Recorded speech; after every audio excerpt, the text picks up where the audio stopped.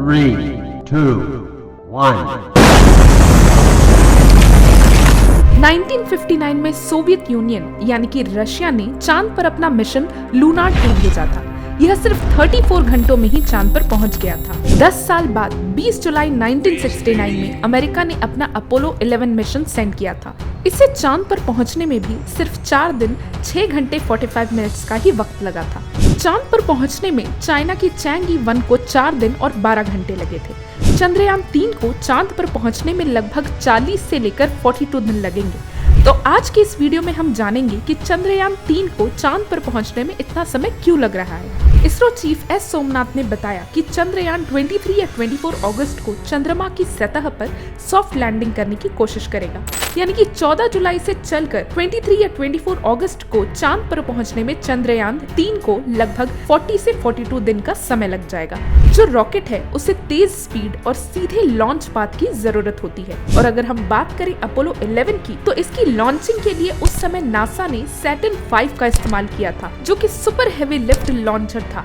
ये per hour 49,000 kilometre की journey भी कर सकता है। इसके अलावा इसमें 43 टन बेयरर कैपेसिटी भी थी। उस दौर में नासा ने $185 मिलियन भी खर्च किया था और भारत ने इतने ताकतवर रॉकेट का इस्तेमाल नहीं किया। इसलिए इसरो ने सीधे की बजाय सर्कुलर रूट चुना है, ताकि पृथ्वी के ग्रेविटेशनल फोर्स का लाभ उठाकर ही रास्ता तय किया जाए। चंद्रयान 3 को ले जाने वाला जो रॉकेट है GSLV मार्क, उसकी वजन उठाने की कैपेसिटी 4 टन ही है। इसरो ने चंद्रयान मिशन पर 620 करोड़ रुपए खर्च किए हैं। इसमें से 375 करोड़ GSLV मार्क 3 के कंस्ट्रक्शन में ही खर्च किए गए हैं। चांद पर पहुंचने में कितना समय लगेगा, यह रॉकेट की टाइप के साथ साथ इसको एनर्जी देने वाले इस्तेमाल होने वाले फ्यूल की टाइप और इसके अमाउंट पर भी डिपेंड करता है। भारत के इस मिशन में जिस GSLV रॉकेट का इस्तेमाल किया जा रहा है, वो पहली बार इंसान को चांद पर ले जाने वाली रॉकेट सैटर्न 5 के मुकाबले बहुत ही कम शक्तिशाली है, लेकिन इस पर खर्चा भी बहुत ही कम आएगा। कम शक्तिशाली और छोटे रॉकेट चांद तक पहुँचने के लिए चांद और पृथ्वी दोनों के ग्रेविटेशनल पुल का इस्तेमाल करते हैं और इसी वजह से उनका ज्यादातर समय इन दोनों की ऑर्बिटिंग करने में बीत जाता है। इसमें बहुत ही कम फ्यूल खर्च होता है। तो चंद्रयान 3 भी इसी तरह से चांद पर पहुंचेगा और यही वजह है कि इसको चांद पर उतरने में करीब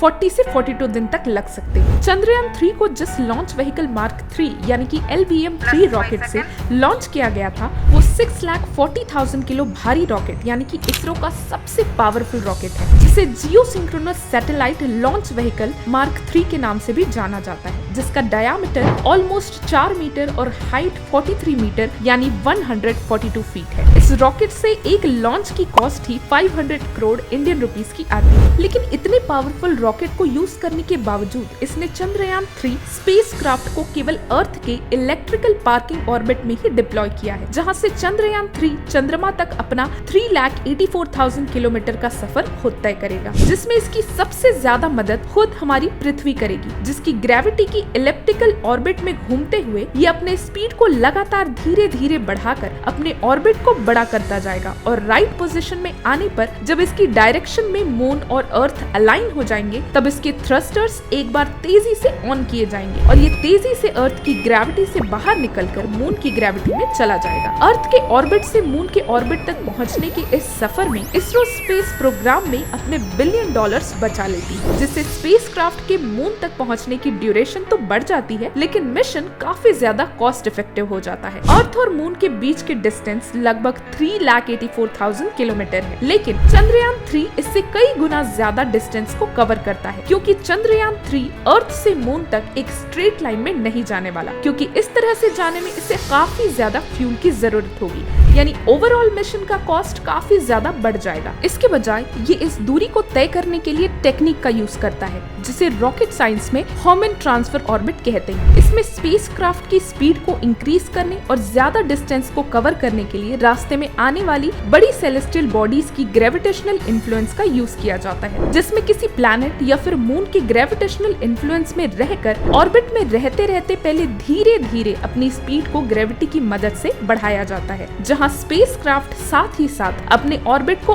और भी बड़ा करता रहता है और एक टाइम के बाद एक प्रिसाइज डायरेक्शन पर अपने थ्रस्टर्स को ऑन करके दूसरे ऑब्जेक्ट की ओर शूट कर दिया जाता है। चंद्रयान 3 पहले ह्यूमन ट्रांसफर ऑर्बिट से एक तेज स्पीड पर अर्थ ऑर्बिट से निकलकर मून की ओर बढ़ेगा, जहां चांद ग्रेविटेशनल इन्फ्लुएंस के करीब पहुंचने पर चंद्रयान 3 का propulsion module lunar orbit insertion करेगा, जिसमें मून की ग्रेविटी में आने पर ये अपनी स्पीड को स्लो कर लेगा। ये प्रोसेस भी काफी क्रिटिकल होता है क्योंकि इस दौरान ना तो स्पेसक्राफ्ट की ज्यादा स्पीड होनी चाहिए और ना ही हद से ज्यादा कम, क्योंकि अगर स्पीड ज्यादा रही तो स्पेसक्राफ्ट ऑर्बिट में कैप्चर ही नहीं हो पाएगा और उससे आगे निकल जाएगा, और अगर स्पीड कम हुई तो ये मून की ग्रेविटी के कारण उसके सरफेस की ओर खींचा चला जाएगा और पूरा स्पेसक्राफ्ट क्रैश हो जाएगा। इसलिए इस प्रोसेस में काफी प्रिसाइज ऑर्बिटल कैलकुलेशन की जाती है। अगर ये सब कुछ ठीक रहा तो चंद्रयान 3 प्रोपल्शन मॉड्यूल मून की ग्रेविटी में सक्सेसफुली एंटर करने के बाद मून के ऊपर ऑर्बिट करेगा और कई दिनों तक ऑर्बिट करने के बाद ये धीरे धीरे सरफेस के करीब आएगा, जिसके बाद करीब 30 किलोमीटर के पास आने पर इससे लैंडर मॉड्यूल अलग होगा और फिर वो मून की तरफ अपनी लैंडिंग जर्नी को शुरू करेगा।